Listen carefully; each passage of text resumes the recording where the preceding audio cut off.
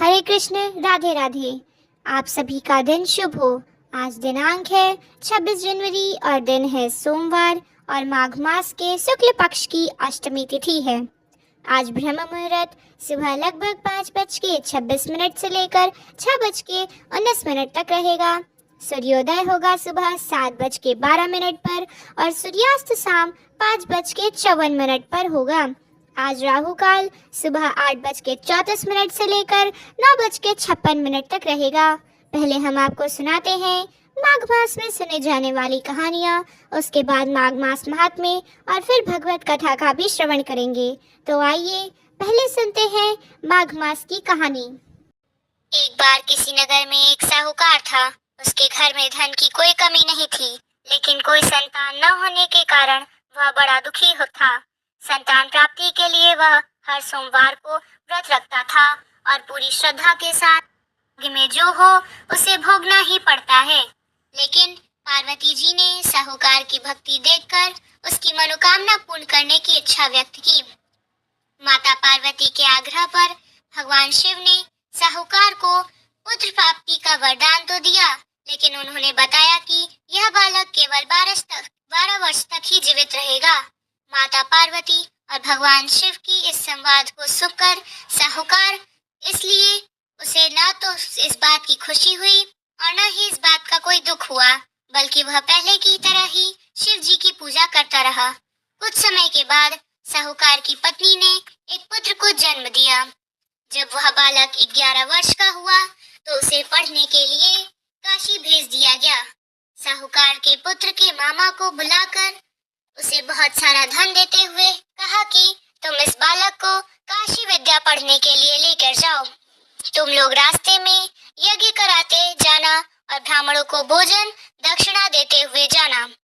दोनों मामा भांजे इसी तरह यज्ञ कराते और ब्राह्मणों को दान दक्षिणा देते काशी नगरी निकल पड़े। इस दौरान रात में एक नगर पड़ा जहां नगर के राजा की कन्या का विवाह था, लेकिन जिस राजकुमार के साथ उसका विवाह होने वाला था वह एक हाथ से काना था। राजकुमार के पिता ने अपने पुत्र के काना होने की बात को छुपाने के लिए सोचा क्यों न उस साहूकार के पुत्र को दूल्हा बनाकर राजकुमारी से विवाह करा दूं और विवाह के बाद इसको धन देकर विदा कर दूंगा और राजकुमारी को अपने नगर ले आऊंगा। लड़के को दूल्हे के वस्त्र पहनाकर राजकुमारी से विवाह करा दिया गया। साहूकार का पुत्र ईमानदार था, उसे यह बात सही नहीं गई और इसलिए उसने अवसर पाकर राजकुमारी के दुपट्टे पर लिख दिया कि तुम्हारा विवाह तो मेरे साथ हुआ है, लेकिन जिस राजकुमार के संग तुम्हें भेजा जाएगा वह एक आंख से काना है।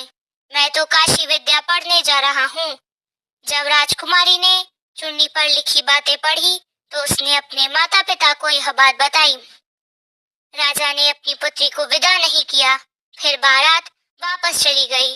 दूसरी ओर साहूकार का पुत्र और उसका मामा काशी पहुंचे और वहां जाकर उन्होंने यज्ञ किया। जिस दिन साहूकार का पुत्र 12 वर्ष का हुआ उस दिन भी यज्ञ का आयोजन था। लड़के ने अपने मामा से कहा कि मेरी तबीयत कुछ ठीक नहीं है। मामा ने कहा कि तुम अंदर जाकर आराम कर लो। भगवान शिव के वरदान अनुसार कुछ ही देर में उस बालक के प्राण निकल गए। मृत भांजे को देखकर उसकी मामा ने विलाप करना शुरू कर दिया। संयोगवश उसी समय भगवान शिव और माता पार्वती उधर से जा रहे थे। पार्वती जी ने भोलेनाथ से कहा, हे स्वामी, मुझे इसके रोने का स्वर सहन नहीं हो रहा है। आप कृपया इस व्यक्ति के कष्ट को अवश्य दूर कीजिए। जब भगवान शिव मृत बालक के समीप गए तो वे बोले कि वह उसी साहूकार का बेटा है जिसे मैंने 12 वर्षों की आयु का वरदान दिया था।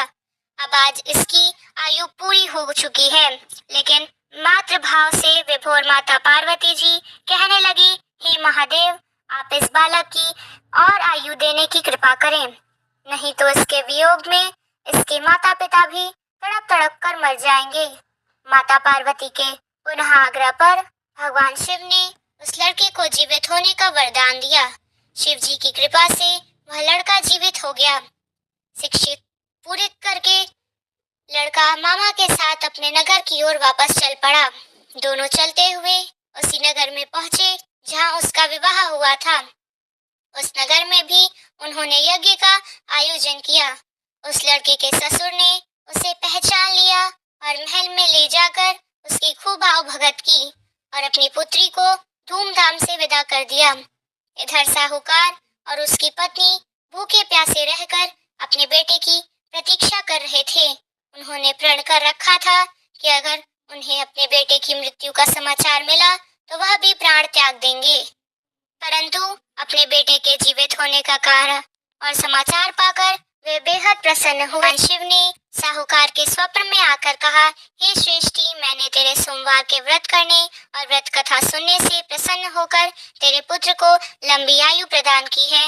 इसी प्रकार जो कोई सोमवार व्रत करता है या कथा सुनता है और पढ़ता है, उसके सभी दुख दूर होते हैं और सभी मनोकामनाएं पूर्ण होती है। सभी प्रेम से बोलिए, भोले शंकर भगवान की जय, माता पार्वती की जय। 21वां अध्याय श्रवण करें, उससे पहले हाथ जोड़कर प्रार्थना करें। लोमस जी कहने लगे कि पूर्व काल में अवंती देश में वीरसेन नाम का राजा था। उसने नर्मदा के किनारे राजसूय यज्ञ किया और अश्वमेध यज्ञ भी किए, जिनके खंभे सोने के बनाए गए। ब्राह्मणों को अन्न का बहुत सा दान किया और बहुत सी गाय, सुंदर वस्त्र और सोने के आभूषण दान में दिए। वह देवताओं का भक्त और दान करने वाला था। भद्रक नाम का एक ब्राह्मण, जो अत्यंत मूर्ख, कुलहीन, कृषि कार्य करने वाला, दुराचारी तथा अधर्मी था, वह भाई बंधुओं का त्यागा हुआ इधर उधर घूमता हुआ देव यात्रियों के साथ प्रयाग में आया और माघ में उनके साथ 3 दिन स्नान किया। वह 3 दिन में ही निष्पाप हो गया और फिर वह अपने घर को चला गया। वह ब्राह्मण और राजा दोनों एक ही दिन मृत्यु को प्राप्त हुए। मैंने इन दोनों को बराबर इंद्रलोक में देखा। तेज रूप, बल, स्त्री स्वस्थ और वस्त्र आभूषणों दोनों में समान थे। ऐसा देखकर उसे महात्म्य को कहा जाए। रहा रात सूर्य यज्ञ करने वाला सूर्य को भोग कर फिर भी जन्म लेता है, परंतु संगम में स्नान करने वाला जन्म मरण से रहित हो जाता है। गंगा और यमुना के संगम की हवा के स्पर्श से बहुत ही दुख नष्ट हो जाते हैं। अधिक क्या कहें, और इस किसी भी तीर्थ में गए पाप माघ मास में प्रयाग में स्नान करने से नष्ट हो जाते हैं। मैं पिशाच मोचन का नाम एक पुराना इतिहास सुनाता हूँ। इस इतिहास की यह कन्याएं और तुम्हारे पुत्र भी सुने, इससे इनको स्मृति प्राप्त होगी। पुराने समय के देवयुति नाम का एक बड़ा गंभीर और वेदों का पारंगत एक वैष्णव ब्राह्मण था। उसने पिशाच को निमृत किया था। वेदनिधि कहने लगा कि वह वहां रहने के लिए वाला था। किसका पुत्र था, किस पिशाच को उसने निर्मुक्त किया, आप विस्तार पूर्वक यह सब कथा सुनाइए। लोमस ऋषि ने कहा, किल्पग्नि से निकली हुई सुंदर सरस्वती के किनारे पर उसका स्थान था। जंगल के बीच में पूर्ण जल वाली सरस्वती बहती थी। अनेक प्रकार के पशु भी विचरते थे। उस ब्राह्मण के श्राप के भय से पवन भी सुंदर चलती थी और वन चैत्र रथ के समान था। उस जगह धर्मात्मा देवयुति रहता था। उसके पिता का नाम सुमित्र था और वह लक्ष्मी के वरदान से उत्पन्न हुआ था। वह सदैव आत्मा को स्थिर रखता, गर्मी में अपने नेत्र सूर्य की तरफ रखता और वर्षा में खुली जगह पर तपस्या करता। हेमंत ऋतु में सारस्वत सरोवर में बैठता और त्रिकाल संध्या करता। जितेंद्रिय और सत्यवादी भी था। अपने आप गिरे हुए फल और पत्तियों का भोजन करता। उसका शरीर सूख कर हड्डियां मात्र रह गई थीं। इस प्रकार उसको तप करते हुए वहां पर 1000 वर्ष बीत गए। तप के प्रभाव से उसका शरीर अग्नि के समान प्रज्वलित था। विष्णु की प्रसन्नता से ही वह सब कर्म करता। दधीची ऋषि के वरदान से ही वह श्रेष्ठ वैष्णव हुआ था। एक बार एक समय उस ब्राह्मण ने वैशाख महीने की एकादशी को हरि की पूजा कर उनकी सुंदर स्तुति तथा विनती करी। उनकी विनती सुनकर भगवान उसी समय गरुड़ पर चढ़कर उसके पास आए। चतुर्भुज विशाल नेत्र, मेघ जैसा स्वरूप, भगवान को स्पष्ट देखकर प्रसन्नता के मारे उसकी आंखों में आंसू भर आए और कृतकृत्य होकर उसने भगवान को प्रणाम किया। उसने अपने शरीर को भी याद न रखा और भगवान के ध्यान में लीन हो गए। तब भगवान ने कहा कि हे देवयुति, मैं जानता हूँ कि तुम मेरे परम भक्त हो, मैं तुमसे अति प्रसन्न हूँ, तुम वर मांगो। इस प्रकार भगवान के वचन सुनकर प्रेम के मारे लड़खड़ाती हुई वाणी से कहने लगा कि हे देवाधिदेव, आपने मेरी माया से शरीर धारण करने वाले आपका दर्शन देवताओं को भी दुर्लभ है। अब आपका दर्शन भी हो गया, मुझे और क्या चाहिए? मैं सदैव आपकी भक्ति में लगा रहूं। भगवान उसके वचन सुनकर कहने लगे कि ऐसा ही होगा, तुम्हारे तप में कोई बाधा नहीं पड़ेगी। जो मनुष्य तुम्हारे कहे गए स्तोत्र को पढ़ेगा, उसकी मुझ में अचल भक्ति होगी, उसके धर्म कार्य सांगोपांग होंगे और उसकी ज्ञान में परम निष्ठा होगी। हरे कृष्ण। आज माघ मास की कथा में बस इतना ही। अब सुनिए आज की भगवत कथा। श्री मैत्रेय जी कहते हैं कि महादेव जी ने देवर्षि नारद के मुख से सुना कि अपने पिता दक्ष से अपमानित होने के कारण देवी सती ने प्राण त्याग दिए हैं और उसने यज्ञ वेदी से प्रकट हुए रिभुओं से उनके पार्षदों की सेना को मारकर भगा दिया। तब उन्हें बड़ा ही क्रोध आया।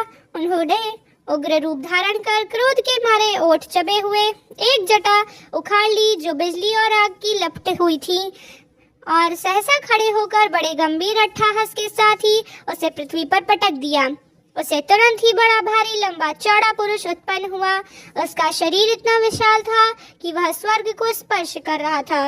उसके हजारों भुजाएं थीं, मेघ के समान श्याम वर्ण था, सूर्य के समान जलते हुए 3 नेत्र थे, विकराल दाढ़ें थीं और अग्नि की ज्वालाओं के समान ललाल जटाएं थीं। उसके गले में नरमुंडों की माला थी और हाथों में तरह तरह के अस्त्र शस्त्र थे। जब उसने हाथ जोड़कर पूछा, हे भगवान, मैं क्या करूं? तब भगवान भूतनाथ कहने लगे कि हे वीर रुद्र, तू मेरा अंश है, इसलिए मेरे पार्षदों का अधिनायक बनकर तू तुरंत ही जा और दक्ष तथा उसके यज्ञ को नष्ट कर डाल।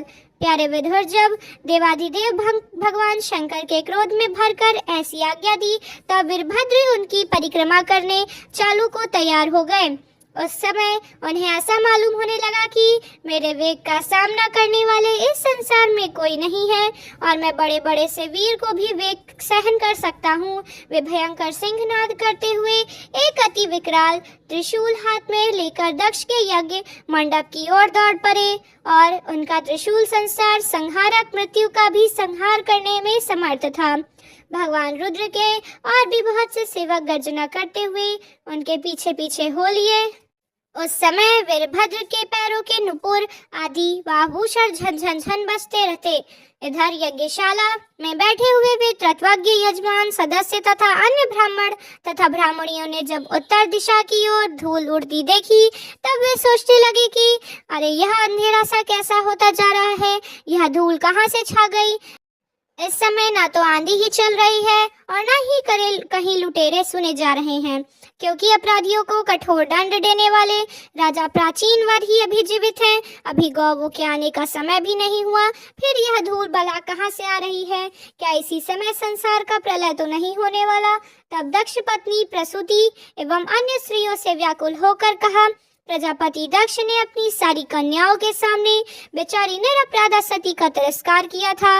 मालूम होता है कि यह उसी का फल है, अथवा हो न हो यह संसार मूर्ति भगवान रुद्र के अनादर का ही परिणाम है। प्रलय काल उपस्थित होने पर जिस समय वे अपने जटाजूट को बिखेर कर तथा शस्त्रास्त्रों से सुसज्जित अपनी भुजाओं को ध्वजा के सामने फैलाकर तांडव नृत्य करते हैं, उस समय उनके त्रिशूल के फलों से दिग्गजविद हो जाते हैं और उनके मेघ गर्जन के समान भयंकर अट्टहास से दशों दिशाओं विरान हो जाते हैं। उस समय उनका तेज असह्य होता है। वे अपनी भय टेढ़ी करने के कारण बड़े दुर्दश से जान पड़ते हैं और उनकी विकराल दाढ़ों से तरागण अस्त व्यस्त हो जाते हैं। उन क्रोध से भरे हुए शंकर को बार बार कुपित करने वाले पुरुष साक्षात विधाता ही क्यों न हो, कभी उनका कल्याण हो सकता है। जो लोग महात्मा दक्ष के यज्ञ में बैठे हुए थे, वे भय के कारण एक दूसरे की ओर कातर दृष्टि से निहारते हुए ऐसे ही तरह तरह की बातें कर रहे थे। इतने में ही आकाश और पृथ्वी में सब और सहस्र भयंकर उत्पाद होने लगा। विदुर जी उस समय दौड़कर आए और रुद्र सेवकों ने उस महान यज्ञ मंडप को सब ओर से घेर लिया। वे सब तरह तरह के अस्त्र शस्त्र लिए हुए थे। उनमें कोई बौने, कोई भूरे रंग के, कोई पीले रंग के और कोई मगर के समान पेट और मुख वाला था। उनमें से किन्होंने परागवंश अर्थात यज्ञशाला के पूर्व और पश्चिम के खंभों के बीच में आड़े हुए डंडे को तोड़ डाला। किन्हीं ने यज्ञशाला के पश्चिम की ओर स्थित पत्नीशाला को नष्ट कर डाला। किन्हीं ने यज्ञशाला के सामने का सभा मंडप और मंडप के आगे उत्तर की और स्थित आग्नेय शस्त्राला को तोड़ डाला। किन्होंने यजमान गृह और पाकशाला को तहस नहस कर डाला। किन्हीं ने यज्ञ के पात्र फोड़ डाले, किन्हीं ने अग्नियों को बुझा डाला। उनमें से ही कुछ वेदों की सीमा के सूत्रों ने तोड़ डाला। कोई कोई मुनियों को तंग करने लगा और कोई स्त्रियों को डराने धमकाने लगा और कुछ ने तो अपने पास होकर भागते हुए देवताओं को पकड़ लिया। मणिमान ने भृगु ऋषि को बांध लिया, वीरभद्र ने प्रजापति दक्ष को कैद कर लिया तथा चंडेश ने पुष्पा को और नदीश्वर के भग देवता को पकड़ लिया। भगवान शंकर ने पार्षदों की यह भयंकर लीला देखकर तथा उनके कंकड़ पत्थरों की मार से बहुत तंग आकर वहां जितने भी कृतज्ञ सदस्य और देवतागण थे वे सब के सब जहां तहां भाग गए। भृगु जी हाथ में श्रुवा लिए हवन कर रहे थे। वीरभद्र ने उनकी दाढ़ी मूछ नोच ली क्योंकि उन्होंने प्रजापति की सभा में मूछ ऐंठते हुए महादेव जी का उपसाहस किया था और क्योंकि उन्होंने क्रोध में भरकर भग देवता को पृथ्वी पर पटक दिया और उनकी आंखें निकाल ली। क्योंकि जब देव सभा में श्री महादेव जी को बुरा भला कहते हुए श्राप दे रहे थे उस समय उन्होंने दक्ष के सैन देकर उकसाया था। उसके बाद जैसे अनिरुद्ध के विवाह के समय बलराम जी ने कलिंग राज के दांत उखाड़े थे, ठीक उसी प्रकार उन्होंने पूषा के दांत तोड़ डाले। क्योंकि जब दक्ष के महादेव को गालियां दी थी उस समय यह दांत दिखाकर हंस रहे थे। फिर वे दक्ष की छाती पर बैठकर एक तेज तलवार से उसका सिर काटने लगे, परंतु बहुत प्रयत्न करने पर भी वे उस समय से उस धड़ से अलग नहीं कर पाए। जब किसी भी प्रकार के अस्त्र शस्त्रों से दक्ष की त्वचा नहीं कटी तब वीरभद्र को बड़ा आश्चर्य हुआ और वे बहुत देर तक विचार करते रहे। तब उन्होंने यज्ञ मंडप में यज्ञ पशुओं को किस प्रकार मारा जाता है उसे देखकर उसी प्रकार दक्ष रूप उस यजमान पशु का सिर धड़ से अलग कर दिया। यह देखकर भूत प्रेत और पिशाच आदि तो इनके कर्म की प्रशंसा करते हुए वाह वाह करने लगे और दक्ष के दल वालों में हाहाकार मच गया। वीरभद्र ने क्रोधित होकर दक्ष के कटे हुए सिर को यज्ञ की दक्षाणगी में डाल डाला और उस यज्ञशाला में आग लगाकर यज्ञ को विध्वंस करके वे कैलाश पर्वत को वापस लौट गए। श्री मैत्रेय जी कहते हैं कि हे विदुर जी, इस प्रकार जब रुद्र के सेवकों ने समस्त देवताओं को हरा दिया और उनके संपूर्ण अंग प्रयत्न भूत प्रेतों के त्रिशूल, पटिश, खदक और गधा परिक और मोटर आदि आयुधों से छिन्न भिन्न हो गए, तब वे तत्वज्ञ और सदुष्यों के सहित बहुत ही डर गए। ब्रह्मा जी के पास पहुंचे और प्रणाम करके उन्हें सारा वृत्तांत कह सुनाया। भगवान ब्रह्मा जी और सर्वात्मी श्री नारायण पहले ही इस भावी उत्पाद को जानते थे, इसी से वे दक्ष के यज्ञ में नहीं गए थे और अब देवताओं के मुख से वही सारी बातें सुनकर उन्होंने कहा कि हे देवता, परम समर्थ तेजस्वी पुरुष से कोई दोष भी बन जाए तो उसके बदले में अपराध करने वाले मनुष्यों का भला कुछ नहीं हो सकता। फिर भी तुम लोगों ने तो यज्ञ में भगवान शंकर का प्रातव्य भाग न देकर उनको बड़ा भारी अपराध किया, परंतु शंकर जी बहुत शीघ्र प्रसन्न होने वाले हैं, इसलिए तुम लोग शुद्ध हृदय से उनके पैर पकड़कर उन्हें प्रसन्न करो, उनसे क्षमा मांगो। दक्ष के दुर्वचन रूपी बाणों से उनका हृदय पहले से ही बिध रहा था, उस पर उनके प्रिया सती जी का वियोग हो गया है। इसलिए यदि तुम लोग चाहते हो कि यह यज्ञ फिर से आरंभ हो तो पूर्ण हो तो जल्दी जाकर उनसे अपने अपराधों के लिए क्षमा मांगो, नहीं तो वे उन्हें कुपित होकर लोकपालों के सहित इन समस्त लोगों को भी बचाना असंभव है। भगवान रुद्र परम स्वतंत्र हैं, उनके तत्वों और शक्ति सामर्थ्य को ना तो कोई ऋषि मुनि देवता और यज्ञ स्वरूप देवराज इंद्र ही जानते हैं और न ही मैं स्वयं जानता हूँ। फिर भी दूसरे की तो व्याधि क्या है, ऐसी अवस्था में उन्हें शांत करने का उपाय कौन कर सकता है। देवताओं ने इस प्रकार कहकर ब्रह्मा जी को अपने प्रजापतियों और पितरों को साथ लेकर अपने लोक से पर्वत श्रेष्ठ कैलाश को गए, जो भगवान शंकर का प्रिय धाम है। उस कैलाश पर औषधि, तप, मंत्र तथा योग्य आदि उपायों से सिद्ध को प्राप्त हुआ और जन्म से ही सिद्ध देवता नित्य निवास करते हैं। किन्नर, गंधर्व और अप्सरा आदि सदा वहां बने रहते हैं। उसके मणिमय शिखर हैं, जो नाना प्रकार की धातुओं से रंग बिरंगे प्रतीत होते हैं। उस पर अनेक प्रकार के वृक्ष, लता और गुलाम आदि छाए हुए हैं, जिनमें झुंड के झुंड जंगली पशु विचरते रहते हैं। वहां निर्मल जल के अनेकों झरने बहते हैं और बहुत सी गहरी कंदरा और ऊंचे शिखरों के कारण वह पर्वत अपने प्रियतमों के साथ विहार करती हुई सिद्ध पत्नियों का क्रीड़ा स्थल बना हुआ है। वह सब और मोरों के शोर, मदांत, भमरों के गुंजार, कोयलों की कुहू ध्वनि तथा अन्य पक्षियों के कलर से गूंज रहा है। उसके कल्प वृक्ष ऊंची डालियों के हिला हिलाकर मानो पक्षियों को बुलाते रहते हैं तथा हाथियों के चलने फिरने के कारण वह कैलाश स्वयं बहुत सा चलता हुआ और झरनों की कलकल ध्वनि से बातचीत करता हुआ सा जान पड़ता है। मंदार, परिजात, सरल, तमाल, शाल, आसन और अर्जुन के वृक्षों से यह पर्वत बहुत ही सुहावना जान पड़ता है। आम, कंदप, नीप, नाग, पनाग, गुलाब, अशोक, मोलसरी, सदपत्र और कमल मालती की मनोहर लताएं तथा कुब्जग, मोगरा और माधवी की बेलों उसकी शोभा बढ़ाती हैं। इस प्रकार विभिन्न वृक्षों तथा पोले और ठोस बांस के झुरमुट्टे से यह पर्वत बड़ा ही मनोहर मालूम पड़ता है और उसके सरोवर से कुमुद, उत्पल, कलहार और शत्रपथ उनके अनेक जाति से कमल खिले रहते हैं। उसकी शोभा से मुग्ध होकर कलरव करते हुए झुंड के झुंड पक्षियों से वह बड़ा ही भला रखता है। वह जहाँ तहाँ हिरण, वानर, सुअर, सिंह, रिछ, शाही, नीलगाय और कस्तूरी मृग वहाँ घूमते रहते हैं। उसके चारों ओर नंदा नाम की नदी बहती है, जिसका पवित्र जल देवी सती के स्नान करने से और भी अधिक पवित्र और सुगंधित हो गया था। भगवान भूतनाथ के निवास स्थान उस कैलाश पर्वत की ऐसी रणमीता देखकर देवताओं को बड़ा आश्चर्य हुआ। वह उन्होंने अलका नाम की एक सुरमयपुरी और सौगंधिक वन देखा, जिसमें सर्वत्र सुगंध फैलने वाली सौगंधिक नाम के कमल खिले हुए थे। उस नगर के बाहर की ओर नंदा और अलकनंदा नाम की दो नदियां थीं और जो तीर्थपात श्री हरि की चरण रज के संयोग से अत्यंत पवित्र हो गई थी। हे विदुर जी, उन नदियों में रति विलास से थकी हुई गनाएं अपने अपने निवास स्थान से आकर जल क्रीड़ा करती हैं और अपने उसमें प्रवेश कर अपने प्रियतमों पर जल उछलती हैं और स्नान करते समय उनका तुरंत का लगाया हुआ कुछ कुमकुम धुले जाने से जल पीला हो जाता है और उस कुमकुम मिश्रित जल को हाथी प्यास न होने पर भी गंध के लोभ से स्वयं पीते हैं। इसके कारण वह विशाल नगरी बिजली और बादलों से छाए हुए आकाश के समान जान पड़ती है। यक्षराज कुबेर की राजधानी उस अलकापुरी को पीछे छोड़कर देवगढ़ सौगंधिक वन में आए। वह वन रंग बिरंगे फल फूल और पत्तों वाले अनेक कल्प वृक्षों से सुशोभित था। उसमें कोकिल आदि पक्षियों का कलर और भौरों का गुजार हो रहा था तथा राजहंसों के परम प्रिय कमल कुसुमों से सुशोभित अनेक सरोवर वहां पर थे। वह वन जंगली हाथियों के शरीर की रगड़ लगने से घिसे हुए हरिचंदन वृक्षों का स्पर्श करने वाले चलने वाली सुगंधित वायु के द्वारा यक्ष पत्नियों के मन को विशेष रूप से मथे डालते हैं।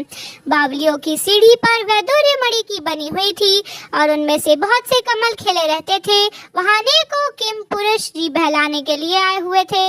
इस प्रकार वन की शोभा निहारते समय जब देवता गण कुछ आगे बढ़े, तब उन्हें पास से एक वट वृक्ष दिखाई दिया।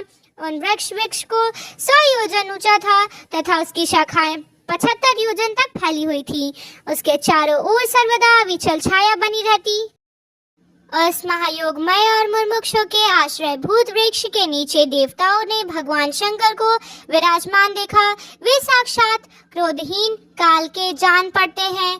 भगवान भूतनाथ का श्रृंग बड़ा ही शांत था। सन्नदन आदि शांत सिद्धगण और सखा यक्ष राक्षसों के स्वामी कुबेर उनकी सेवा कर रहे थे। जगत पिता महादेव जी सारे संसार के सुहृद हैं, स्नेहवश सबका कल्याण करने वाले हैं।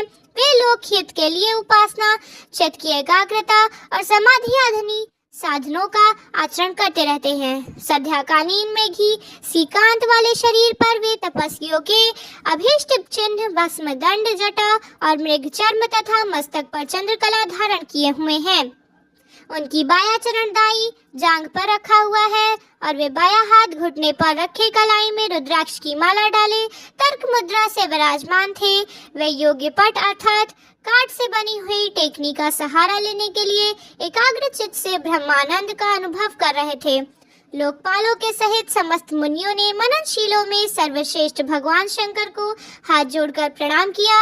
यद्यपि समस्त देवता और दैत्यों के अधिपति श्री महादेव जी के चरण कमलों का भी वंदना करते हैं, तथापि वे श्री ब्रह्मा जी को अपने स्थान पर आया हुआ देखकर तुरंत खड़े हो गए और जैसे वामन अवतार में पूज्य श्री भगवान विष्णु कश्यप जी की वंदना करते हैं, ठीक उसी प्रकार सिर झुकाकर उन्हें प्रणाम किया।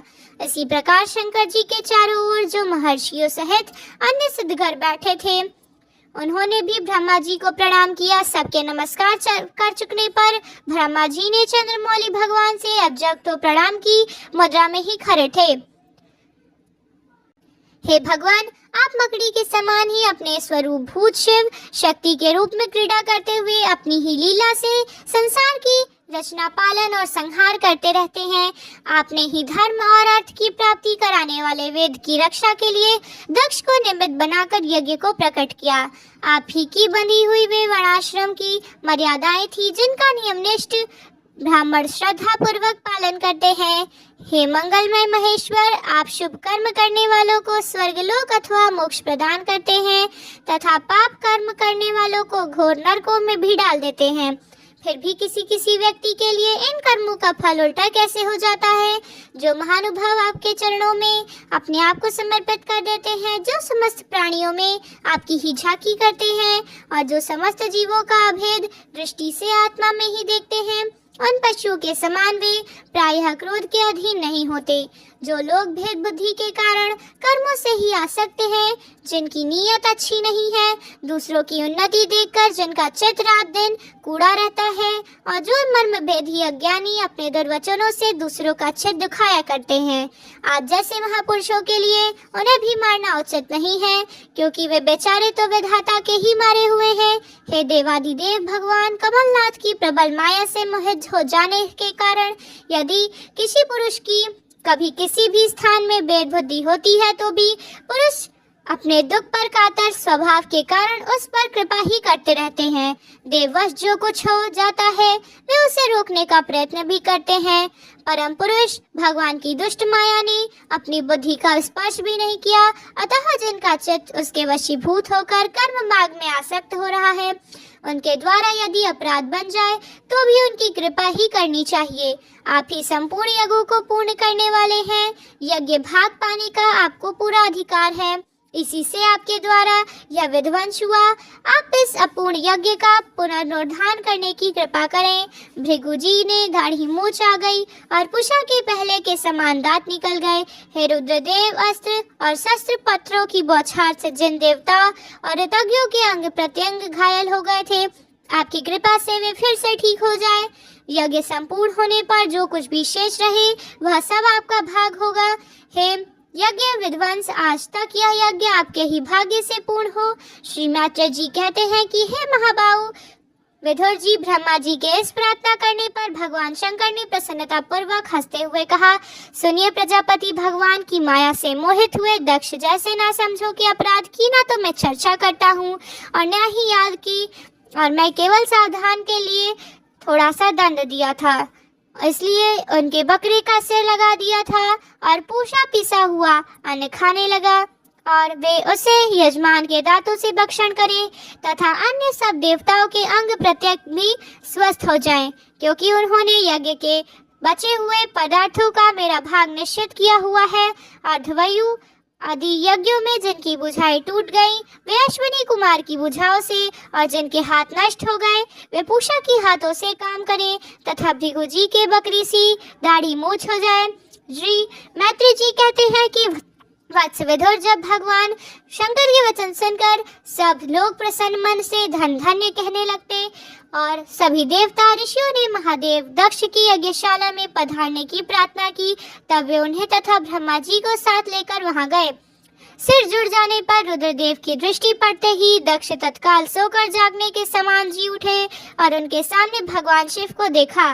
दक्ष का दर्शन शंकर द्रोह की कालिमा से कलुषित और हृदय उनका दर्शन करने से शरदकालीन सरोवर के समान स्वच्छ हो गया। अपने हृदय के आवेग को रोककर विशुद्ध भगवान से भगवान शिव की स्तुति करने प्रारंभ की। दक्ष इस प्रकार कहने लगे कि हे भगवान, मैंने आपका अपराध किया है, किंतु आपके उसके बदले मुझे दंड के द्वारा शिक्षा देकर बड़ा ही अनुग्रह किया है। अहो, आप और श्री हरि और आचारहीन नाम मात्र के ब्राह्मणों की और भी उपेक्षा नहीं करते, और फिर हम जैसे यज्ञ यागा आदि करने वालों को क्या भूलेंगे। हे विभु, आपने ब्रह्मा होकर सबसे पहले आत्म तत्व की रक्षा करने के लिए मुख से विद्या, तप और व्रत आदि के धारण करने वाले ब्राह्मणों को उत्पन्न किया। इसी से मैंने भरी सभा में आपको वाग बाणों से बांधा था, किंतु आपने मेरे उस अपराध का कोई विचार नहीं किया। मैं तो आप जैसे पूज्यतम महानुभावों का अपराध करके नरक आदि लोकों में गिरने वाला था, परंतु आपने अपनी करुणा भरी दृष्टि से मुझे उभार लिया। अब आपको भी प्रसन्न करके योग्य मुझ में कोई गुण नहीं है, बस आप इतना ही उदारता पूर्ण बर्ताव से मुझ पर प्रसन्न हो जाइए। श्री मैत्रेय जी कहते हैं कि आशुतोष शंकर से इस प्रकार अपना अपराध का क्षमा कराकर दक्ष ने ब्रह्मा जी के कहने पर उपाध्याय, ऋतज्ञ और आदि की सहायता से यज्ञ कार्य आरंभ किया।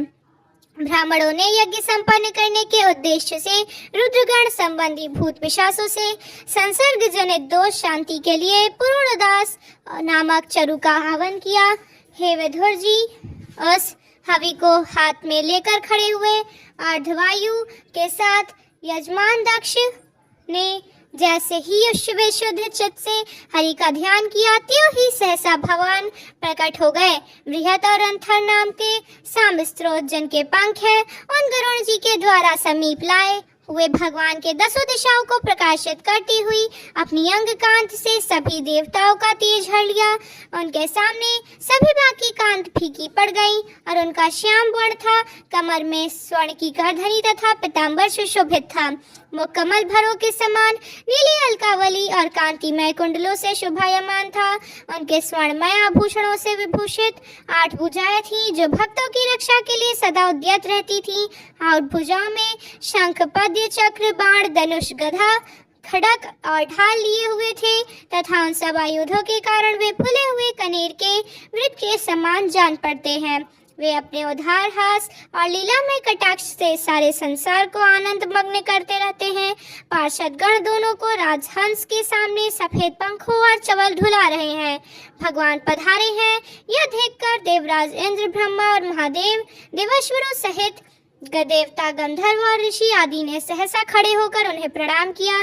जिह्वा लड़खड़ाने लगी, सबके सब सकपका गए और मस्तक पर अंजलि बांधकर भगवान के सामने खड़े हो गए। यद्यपि भगवान की महिमा तक ब्रह्मा आदि की मति भी नहीं पहुंच पाती, तब भी भक्तों पर कृपा करने के लिए एक दिव्य रूप में प्रकट हुए। श्री हरि की अपनी अपनी बुद्धि के अनुसार स्तुति करने लगे। फिर अति आनंदित होकर विनीत भाव से हाथ जोड़कर प्रार्थना करते हुए प्रभु के शरणागत उत्पन्न हुए। दक्ष कहने लगे कि हे भगवान, अपने स्वरूप में आप बुद्धि की जागृत आंधी, संपूर्ण अवस्थाओं से रहित, शुद्ध, चिन्मय, भेद रहित, अर्थ निर्भय है और जब माया से निमित्त और भगवान को स्वीकार कर उस माया में स्थित हो जाते हैं। अतः हम आपके तत्व को नहीं जानते, जिसके लिए इस कर्म का यही देवता है। ऐसी व्यवस्था की गई है। सदस्यों ने कहा, जीवों को आश्रय देने वाले प्रभु, जो अनेक प्रकार के कलेशों के कारण अत्यंत दुर्गम है, जिसमें काल रूप भयंकर सर्पताक में बैठा हुआ है, द्वंद्व अनेकों गणे हैं, ऐसे विश्राम स्थल से रहित संसार मार्ग में जो अपनी अज्ञानी जीव कामनाओं से पीड़ित होकर विषय रूप में घृत श्राह के जल से ही दह गह को भारी बोझ सिर पर लिए जला रहा है, वे भला आपके चरण कमलों की शरण में कब आने लगा। रुद्र ने कहा कि हे वरदायक, आपके प्रभु के उत्तम चरण इस संसार में सकाम पुरुषों को संपूर्ण पुरुषार्थों की प्राप्ति कराने वाले हैं, और जिन्हें किसी भी वस्तु की कामना नहीं है, वे निष्काम मुनिजन को भी अपना आदर पूर्वक पूजन करते हैं, उनमें मन लगा के कारण। और यदि अज्ञानी लोग मुझे आचरण भ्रष्ट करते रहते हैं, तो कहें आपके परम अनुग्रह से मैं उनके कहने और सुनने का भी कोई विचार नहीं करता। भृगु जी कहने लगे कि आपकी गहन माया से आत्मज्ञान लुप्त हो जाने के कारण जो अज्ञान निद्रा में सोए हुए वे ब्रह्मादि देहदारी आत्मज्ञान में उपयोगी आपके तत्वों को अभी तक नहीं जान सके। ऐसा होने पर भी आप अपने शरणागत भक्तों के तो आत्मा और सुहृदय हैं, अतः आप मुझ पर प्रसन्न होइए। ब्रह्मा जी ने कहा कि हे प्रभु, पृथक पदार्थों को जानने वाली इंद्रियों के द्वारा पुरुष जो भी देखता है वह आपका स्वरूप नहीं है, क्योंकि आप ज्ञान शताब्दी विषय और स्रोत के इंद्रियों के अधिष्ठान हैं। यह सब आपस में अभ्यस्त हैं। देवराज इंद्र कहने लगे कि हे अच्युत, आपका यह जगत को प्रकाशित करने वाला है रूप द्रव्यों का संहार करने वाले 8 भुजाओं से सुशोभित है, जिनमें आप सदा ही नाना प्रकार के आयुध धारण किए रहते हैं। यह रूप हमारे मन और नेत्रों को परमानंद करने वाला है। परंतु दक्ष पर कुपित होने के कारण उसे भगवान पशुपति ने अब तक नष्ट कर दिया। हे यज्ञमूर्ति, शमशान भूमि के समान और उत्सवहीन हुए हमारे उस यज्ञ को आप नील कमल की सी कांत वाले अपने नेत्रों से निहार कर पवित्र कर दीजिए। ऋषिगण कहने लगे कि हे भगवान, आपकी लीला बड़ी ही अनोखी है, क्योंकि आप कर्म करते हुए भी उनसे निर्लेप रहते हैं। दूसरे लोग वैभव का भोग से जिन लक्ष्मी का उपासना करते रहते हैं वे स्वयं उसकी सेवा में ही लगी रहती हैं, तो भी आप उनका मन न करते और उनसे निष्प्रह रहते हैं। तथा सिद्ध जन कहने लगे, प्रभु, यह हमारा मन रूप हाथी नाना प्रकार के कलेश रूप दानवल से दग्ध और अत्यंत दृष्टित होकर आपकी कथा रूप विशुद्ध अमृतमय सरिता में घुसकर गोता लगाए बैठा है। यजमान पत्नी ने कहा, हे सर्व समर्थ परमेश्वर, आपका स्वागत है। मैं आपको नमस्कार करती हूँ। आप मुझ पर प्रसन्न होइए। हे लक्ष्मीपते, अपनी प्रिया लक्ष्मी के सहित हमारी रक्षा कीजिए। हे यज्ञेश्वर, जिस प्रकार सर के बिना मनुष्य का धड़ अच्छा नहीं लगता, उसी प्रकार अन्य अंगों के पूर्ण होने पर भी आपके बिना यज्ञ की शोभा नहीं होती। यह सारा जगत आपके ही द्वारा देखा जाता है, तो क्या माइक पदार्थों को ग्रहण करने वाले हमारे इन नेत्र आदि इंद्रियों से अभी आप प्रत्यक्ष हो सके हैं? वस्तुतः आप तो पंचभूतों से पृथक ही हैं। आप भी 5 भौतिक शरीर के साथ जो अपना संबंध प्रतीत करते हैं, यह भी आपकी ही माया है।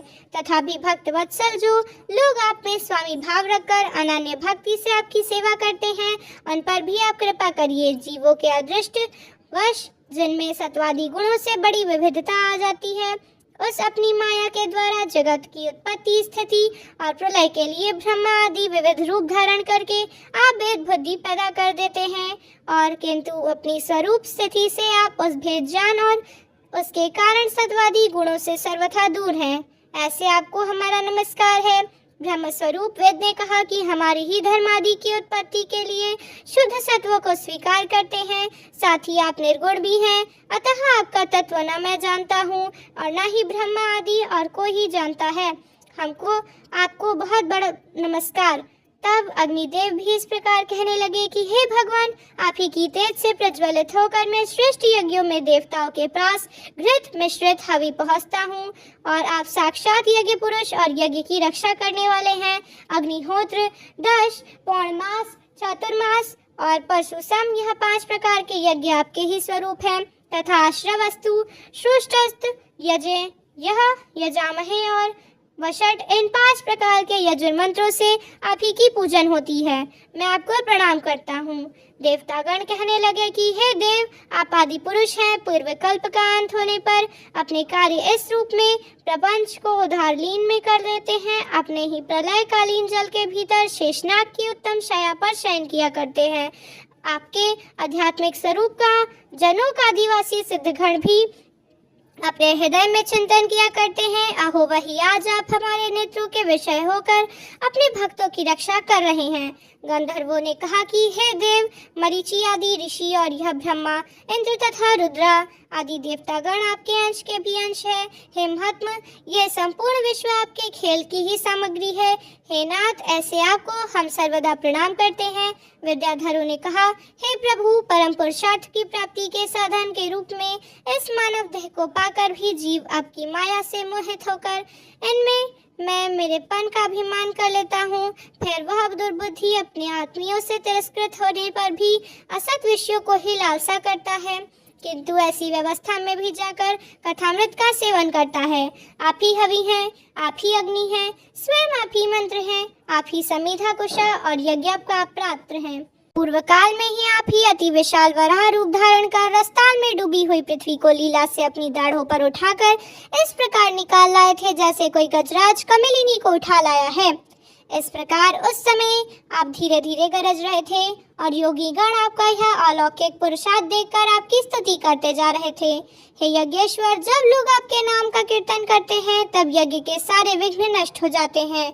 अब हम आप पर प्रसन्न होइए, आपको नमस्कार है। श्री मैत्रेय जी कहते हैं कि विदुर जी, जब इस प्रकार लोग यज्ञ रक्षक भगवान ऋषिकेश की स्तुति करने पर जब परम चतुर्दश ने रुद्र पार्षद वीरभद्र के ध्वंस किए हुए यज्ञ को फिर आरंभ किया और मैं सबका आत्मा ईश्वर और साक्षी हूँ तथा स्वयं प्रकाश और उपाधि शून्य हूँ।